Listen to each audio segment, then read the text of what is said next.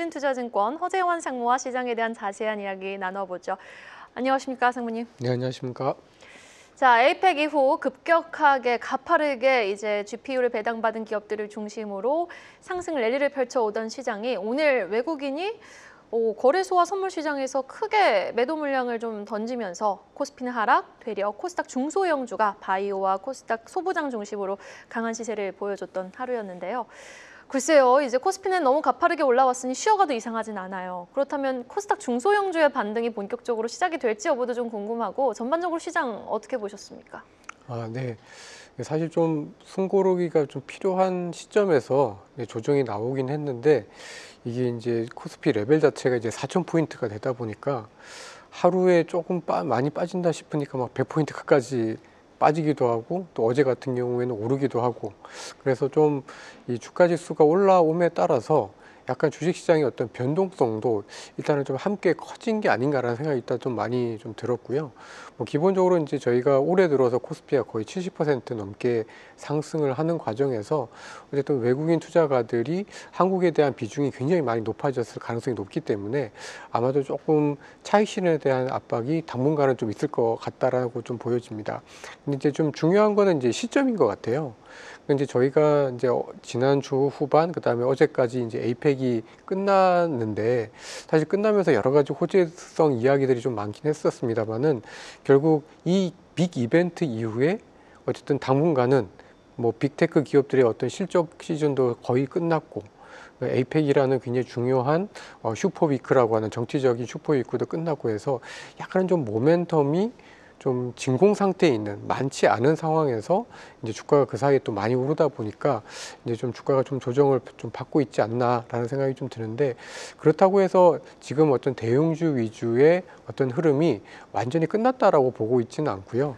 보통 과거에 보면은 이런 코스닥 시장이 좀 좋아지려면 저희 한국의 내수 그리고 특히 기업들의 어떤 투자가 조금 더 활발해져야 되는데 저희가 이제 그런 기대감은 있지만 아직까지는 이런 것들이 이제 눈에 띄진 않고 있어서 저는 개인적으로는 이제 내년 한 1분기 중후반 이후에 본격적으로 조금 더 코스닥 시장이 움직이는 흐름이 좀 나타나지 않을까라고 예상을 하고 있습니다. 이번 주 후반부터요? 다음.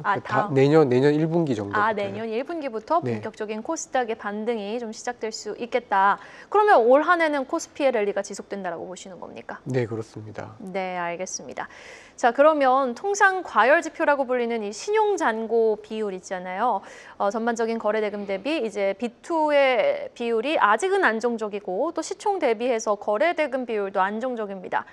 그럼 코스피가 4,220포인트까지 올라선 가운데 오늘은 비록 쉬어갔지만 앞으로 랠리 어느 정도 더 이어질 수 있을까요? 네. 일단 먼저 그 과열에 대한 이야기들 좀 먼저 드리면은 이제 저희가 이제 언론상에서 이제 뭐 신용융자 잔고가 뭐 굉장히 높다.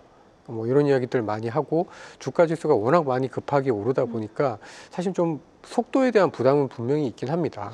근데 이제 저희가 이 신용융자 잔고 또는 거래 대금을 이제 시장의 어떤 규모랑 같이 비교를 해 보는 게 조금 더 타당하다라고 좀 보는 거죠. 왜냐하면 시장의 규모가 5% 늘었는데 똑같이 예를 들어서 신용융자 잔고가 5% 는 거면 사실은 정상적인 거라고 볼 수 있지 않을까요? 그러니까 오히려 과열이라고 하면은 시장의 규모가 커지는 동안에 뭐 신용융자 잔고라든지 또는 이제 거래대금의 쏠림이 그거보다 훨씬 더 가파르게 진행이 되어야만 여기에 이제 어떻게 보면 과열의 신호, 뭐 좀 그 쏠림의 신호라고 좀 볼 수가 있는데 아직까지는 이제 이런 흐름들이 별로 없다라는 측면에서 아직은 주가 지수가 지금 뭐 4,200, 4,100선에서 올라와 있습니다만은 아주 심각한 어떤 과열의 조짐 또는 아주 심각한 뭐 거품 붕괴의 어떤 조짐 이런 것들은 없다라고 좀 보는 게 저는 합리적이지 않을까라고 생각을 좀 하고 있고 따라서 그러면 여기서 주가가 더 갈 거냐 저는 좀 더 갈 수 있다라고 좀 생각을 좀 하고 있고요. 네. 다만 이제 지난 그 10월 달에 저희 코스피가 거의 20% 올랐습니다. 그러니까 한 달 상승률로는 거의 90년대 이후에 월별 상승률로 거의 세 번째, 두 번째 정도 해당하는 거기 때문에 사실 이 속도로 11월, 12월 계속해서 올라갈 수는 없는 거죠. 왜냐하면 굉장히 예외적인 주가 상승이 지난 10월 달에 있었기 때문에 아마도 이번 달부터는 조금 상승 속도는 좀 더 차분하게 좀 더 둔화되는 형태가 좀 되지 않겠는가 이렇게 좀 보여지고요. 전반적으로 아직까지 수출 중심의 그리고 대형주 중심의 코스피 상승 추세는 여전히 좀 유효하고 네. 아마도 내년에도 좀 이어지지 않을까라고 예상을 하고 있습니다. 네, 알겠습니다. 일단 내년 초까지는 코스피의 상승 랠리가 이어지겠지만 그 상승 속도는 다소 좀 둔화가 될 수 있겠다라고 말씀을 해주셨습니다. 자, 상무님, 보통 시장 과열은 코스닥에서 먼저 나타났습니다. 네. 그러나 이번 불장이 또 특징적인 것이 코스피 지수가 이렇게 뜨겁다는 건데요. 코스닥은 철저하게 소외되고 코스피만 질주하는 모습. 지금 오늘은 살짝 키 맞추기가 나왔지만은 상무님 말씀대로라면은 코스피의 이 랠리가 코스피만 잘 가는 랠리가 올 연말까지 이어질 거다라고 보시는 거잖아요. 네, 그렇습니다. 그러니까 이제 이번 랠리의 가장 중요한 특징이자 차이점이 결국은 외국인 중심의 장세였다라는 것 같습니다. 그러니까 사실 지난 6월부터 저희 한국 시장이 굉장히 좀 뜨거웠긴 했는데요. 그런데 사실 이제 개인 투자자들이 아주 적극적으로 주식을 사진 않았었고, 오히려 이제 외국인 투자가들을 중심으로 해서 계속 순매수세가 좀 이어졌기 때문에 주가가 이제 4,200 가는 과정에서는 사실은 개인 투자자들의 어떤 움직임은 그렇게 적극적이진 않았다. 그러니까 ETF 쪽으로 조금 퇴직연금 쪽에서 약간 돈이 들어오는 거를 제외하면 여전히 시장의 핵심은 외국인이었다라고 좀 보여지고요. 그 외국인 투자가들이 중요하게 봤었던 포인트는 역시 AI 인프라 쪽에 꼭 필요한 반도체라든지 뭐 전력기기라든지 그다음에 실적이 정말 좋아지고 있는 조선이라든지 화장품이라든지 이런 종목들이었기 때문에 이게 개인 투자자들이 조금 더 선호를 하고 있는 코스닥 시장하고는 확실히 그 괴리가 좀 많이 벌어졌다 이렇게 좀 생각이 좀 들고요. 근데 이제 그 말을 또 거꾸로 하면 지금 주가 지수가 이렇게 올랐지만 사실은 실물 경기 그리고 한국의 내수 경기는 여전히 썩 좋지 못하다라고 보는 게 맞지 않을까라고 좀 보여집니다. 그러니까 결국 이 투자의 어떤 매기가 거래소에서 코스닥으로 약간 대형주에서 중소형주로 코스피에서 코스닥으로 좀 넘어가려면 결국은 내수 시장이 조금 더 따뜻해지고 조금 더 이 대기업들, 수출 대기업들이 버는 돈을 통해서 이 투자 캐펙스, 소위 이제 설비 투자로의 어떤 움직임들이 조금 더 활발해질 때, 그때 아무래도 코스닥 시장이 조금 더 활발해지지 않을까 싶은데, 앞서도 잠깐 말씀드렸던 것처럼 저는 이제 그 시기를 한 내년 1분기 한 중후반 정도가 본격적으로 코스닥 시장이 조금 더 안정적으로 올라갈 수 있는 시기가 되지 않을까 이렇게 예상을 하고 있습니다. 내년 1분기 중후반이면은 2월 좀 지나서 네. 한번 지켜보자. 그리고 실질적인 우리 경제가 살아나야 코스닥도 주가도 함께 오를 수 있으니 그때 한번 가서 보자라는 말씀으로 네. 좀 정리를 해보도록 하겠습니다. 자, 그러면 지금까지는 코스피의 랠리가 반도체, 뭐 AI, 전력 중심으로 기존 주도주였던 뭐 조방원을 중심으로 지금 4,220대까지 올라왔다면 글쎄요, 제2의 또 다른 패러다임의 테마군이 지수 상승을 추가적으로 이끌까요? 아니면 기존 이 AI 반도체, 전력, 기존 주도주 쪽의 성격 종목들이 계속해서 상승 랠리를 이끌까요? 어떻게 보세요? 그러니까 저는 약간은 손바뀜이라든지 로테이션이 있을 수는 있지만 기본적으로 지금 반도체나 전력기기 쪽, 그다음에 어떤 에너지, 전력 이런 유의 테마나 주도 업종의 흐름은 좀 굉장히 좀 생각보다 굉장히 세고 오래 갈 수 있다라고 생각을 하고 있습니다. 큰 물줄기는 바뀌지 않는다는 뜻이네요.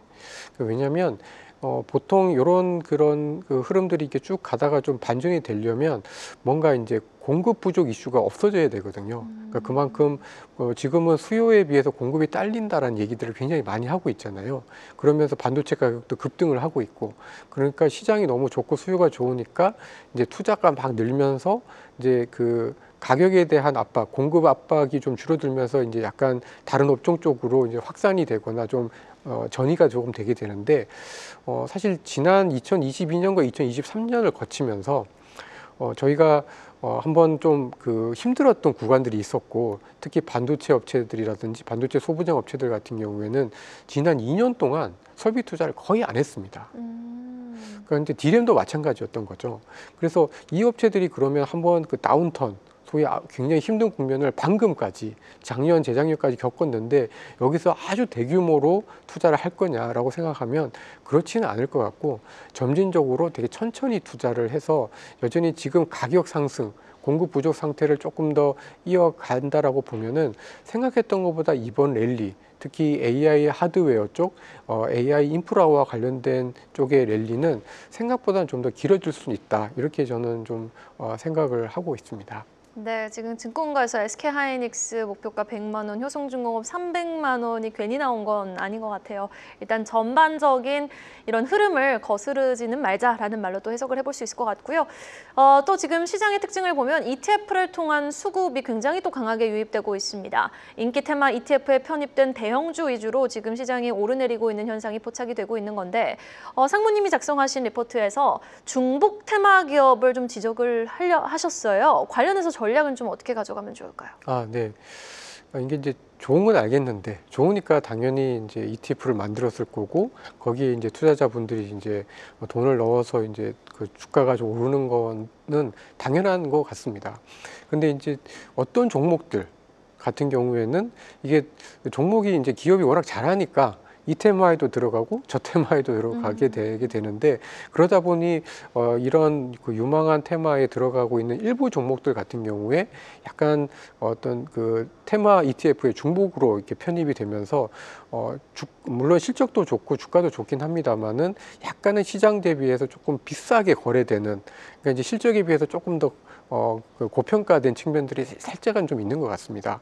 그래서 사실은 이제 뭐 좋아지는 건 맞지만 너무 시장 대비해서 비싸지는 거에 대한 어떤 변동성에 대한 위험은 분명히 있기 때문에 오히려 이런 것들을 저희가 좀 알아서 이런 종목이나 이런 테마든 올라갈 때 따라가기보다는 조금 쉴 때 투자를 하는 게 좀 맞지 않을까 싶고요.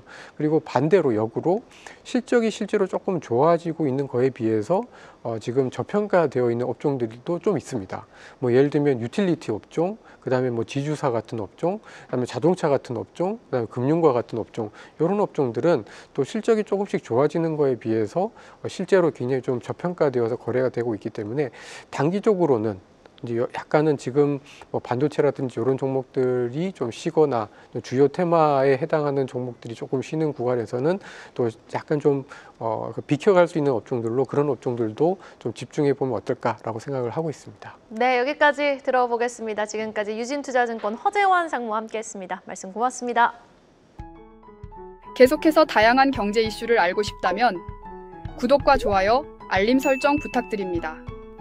AI 캐스터 권미정이었습니다.